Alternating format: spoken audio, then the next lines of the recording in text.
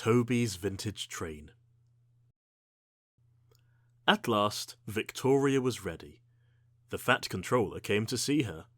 "Edward will take you to Thomas's junction," he said. "Then go with Thomas to meet Toby and Henrietta, who you will work with." Victoria's wheels hummed happily on the rails. "It's wonderful to be running again," she thought. Edward introduced her to Boko at his own station, and they soon reached Thomas's junction. Thomas and the Fat Controller were waiting for them. Thomas's driver was amazed at the change in Victoria. "I hope you feel better," the Fat Controller told her. "You certainly look better than you did when we first saw you." "But I feel wonderful, thank you, sir," smiled Victoria. Victoria was coupled behind Annie and Clarabelle, and they set off up the valley. At the station by the river, an inspector met them. "Terence is in trouble," he said. "I'll ride in your cab, Thomas, but go carefully until we know what has happened." A little way along the line, Terence's owner was building a barn. The lane to the barn ran along the top of a cutting just outside the tunnel. That afternoon, Terence had been pulling a trailer loaded with stones for the barn, when a boulder had fallen into the lane from the verge. Terence swerved towards the edge of the cutting to avoid the boulder, and, of course, the trailer followed. Suddenly, the trailer's wheels hit a muddy patch and slipped sideways towards the railway.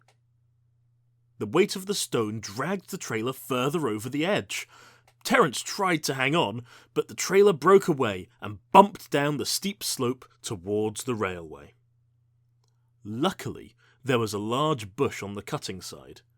The trailer ran into it and stopped, balancing dangerously. The heavy stone tumbled down the slope and landed beside the railway with a crash. "Thomas's train is due," gasped Terence. His owner ran to telephone a warning to the station. His call was just in time. With the inspector in his cab, Thomas moved cautiously along the line. By the time they reached the place of the accident, the farmer had managed to fasten the trailer so that it would not move. The inspector made sure that the building stones had not damaged the railway. "All right," he told Thomas's driver as he climbed back into the cab. "Proceed at caution, please, and drop me at the next signal box so that I can report what's happened." Thomas and the inspector reached the top station safely, and found Toby and Henrietta waiting for them. Victoria and Henrietta liked each other at once, and soon became the best of friends. "There cannot be many railways," announced the Fat Controller, "who can run a complete train of stock as old as Toby, Henrietta, and Victoria. Ladies and gentlemen, I give you 3 cheers for Toby's vintage train. I am very proud of all 3 of you, and I know you will be a credit to me." Now Victoria is as happy as can be.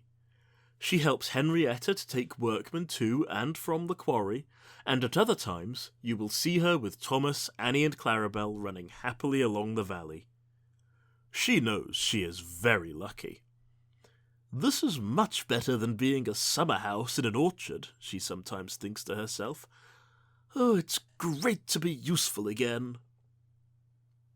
I think we can be sure, can't we, that Victoria will be useful for many years to come.